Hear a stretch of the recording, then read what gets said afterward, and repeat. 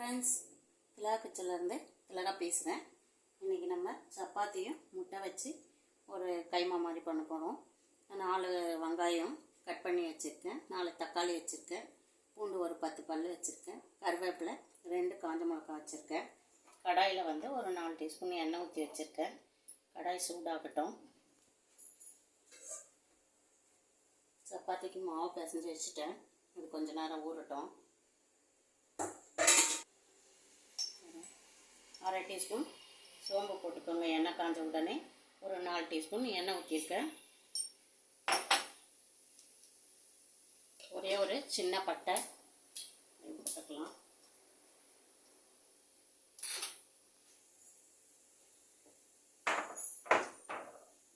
பூண்டு தட்டி போட்டுக்கலாம்.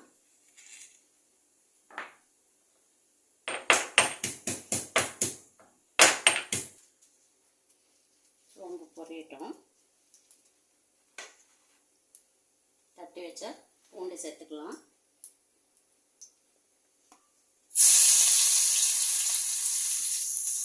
கருவேப்பிலை சேர்த்துக்கலாம். 2 காஞ்ச மிளகா கிள்ளி சேர்த்துக்கலாம்.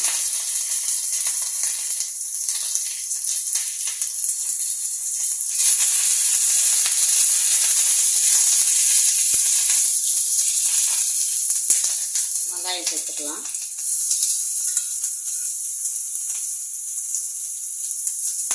வெங்காயம் நிறைய போட்டால் கொஞ்சம் தொட்டுக்க நல்லாயிருக்கும், கிரேவி மாதிரி கொஞ்சம் வரும். அதனால தான் 4 வெங்காயம் சேர்த்துருக்கேன். எவ்வளோ வெங்காயம் எடுக்கிறோமோ அதே அளவு தக்காளியும் எடுத்துக்கலாம். வெங்காயம் வதங்கிறதுக்கு சால்ட்டு போட்டுக்கிறேன்.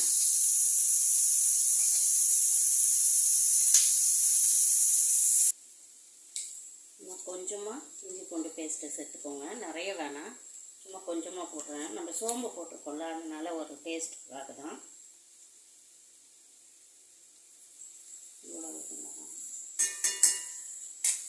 நல்லா வதக்கிக்கலாம்.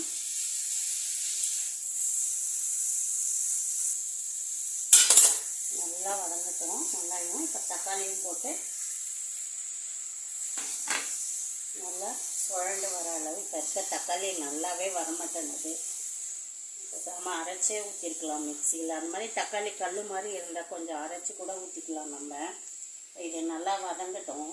வெங்காயம் தக்காளி எல்லாமே நல்லா ஒரு பேஸ்ட்டு மாதிரி வரட்டும். அது வரைக்கும் நம்ம வெயிட் பண்ணலாம்.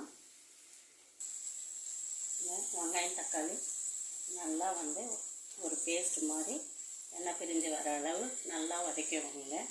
பாருங்கள், தக்காளி நல்லா பழுத்த தக்காளியாக இருந்தால் நல்லாயிருக்கும். தக்காளி இப்போ வர தக்காளி நல்லா இல்லைங்களா, அதனால் தக்காளியே இல்லாத மாதிரி இருக்குது. அதனால தான் 4 தக்காளி போட்டேன். நல்லா பழுத்த தக்காளியாக இருந்தால் 2 இருந்தால் கூட போதும். இப்போ வர தக்காளி நல்லா இல்லை.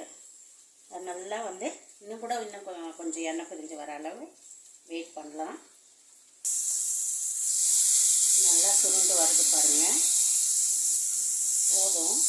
ஸ்டவ்வை சிம்மில் வச்சுட்டு மசாலா மிக்ஸ் பண்ணிக்கலாம். கரம் மசாலா சின்ன டீஸ்பூனில் தான் போடுறேன். இது ஒரு 1/2 டீஸ்பூன் போட்டுக்கோங்க.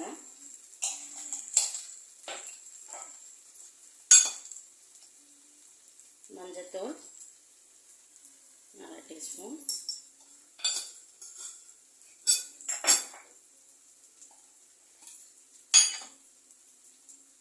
குழம்பு மிளகாய்த்தூள் 3 டீஸ்பூன் போடுறேன்.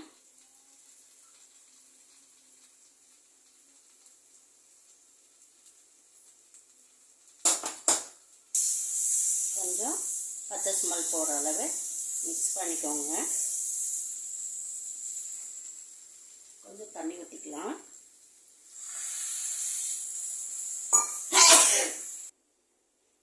தண்ணி இந்த அளவு ஊற்றிருக்கேன். தண்ணியாக இருக்குது. அந்த பச்சை ஸ்மெல்லாம் போயிட்டு கொஞ்சம் திக்காக ஆகட்டும். கொதி வரட்டும், வெயிட் பண்ணலாம். நல்லா கொதிக்குது. ஸ்டவ்வை சிம்மில் வச்சிடலாம். இப்போ நான் ஒரு 3 முட்டை எடுத்திருக்கேன்.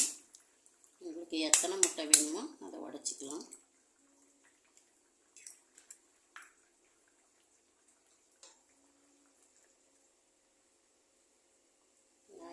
முட்டையை இப்படி உடச்சி ஒன்று தாங்க ஊற்றுவேன். நிறைய வாட்டி சொல்லியிருக்கேன். முட்டையில் மட்டும் ரிஸ்கே எடுக்க மாட்டேங்க.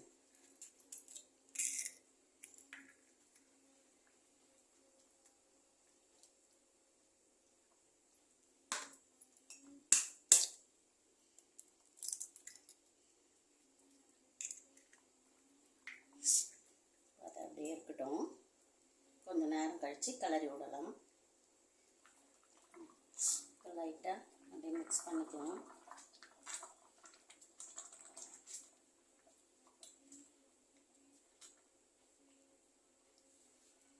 அப்படியே கொஞ்சமாக கொத்தி விட்டாப்பில் அப்படி பண்ணிக்கலாம். கொஞ்சம் நேரம் வதக்கட்டும்.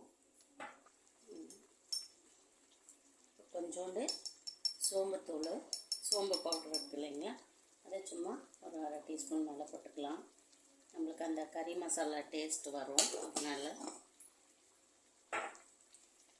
நல்லா மிக்ஸ் பண்ணிக்கலாம்.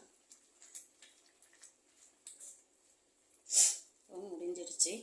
கொஞ்சம் சால்ட்டு கம்மியாக இருக்குது, சால்ட்டு போட்டுக்கிறேன். கொத்தமல்லி தழையை போட்டு இறக்கிடலாம். முட்டை வந்து ரொம்ப நேரம் வேக வச்சா ரப்பர் மாதிரி ஆகிடும். நம்ம மிக்ஸ் பண்ண உடனே ஒரு 5 நிமிஷம் இருந்ததுன்னா அந்த ஸ்மெல் போயிடுச்சுன்னா ஆஃப் பண்ணிடலாம். ரொம்ப நேரம் விட்டோம்னா ரப்பர் மாதிரி ஆகிடும் முட்டை. இப்போ நம்ம சப்பாத்தி செஞ்சுக்கலாம். சப்பாத்தி மாவு பிசைஞ்சு வச்சுட்டு முன்னாடியே நம்ம உருட்டிக்கலாம். சப்பாத்தி ஊற வச்சாலே எப்போவுமே ரொம்ப சாஃப்டாக நல்லா வரும். எத்தனை உருண்டை வேணுமோ உருட்டிக்கலாம். சப்பாத்தி தரட்டிக்கலாம். தவா சிம்மில் தான் வச்சுருக்கேன். அது சூடாகிறதுக்குள்ளே தரட்டிக்கலாம்.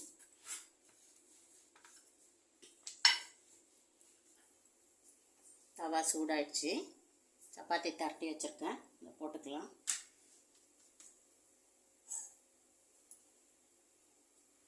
சப்பாத்தி எப்பவுமே 1 நிமிஷம் இப்படி போட்டு உடனே திருப்புங்க. இப்போ எண்ணெய் ஊற்றாதீங்க. இதையும் திருப்பிட்டு அதுக்கப்புறமா எண்ணெய் ஊற்றுங்க.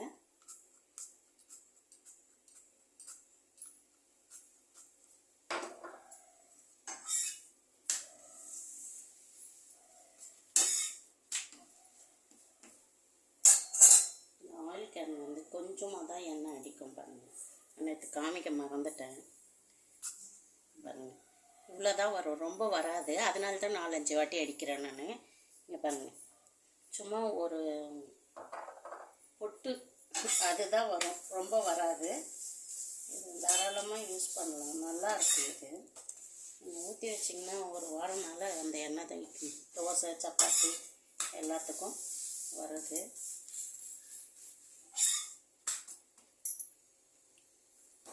சப்பாத்தி ரெடி ஆகிடுச்சு. இன்னொரு சப்பாத்தி போட்டு காமிக்கிறேன்.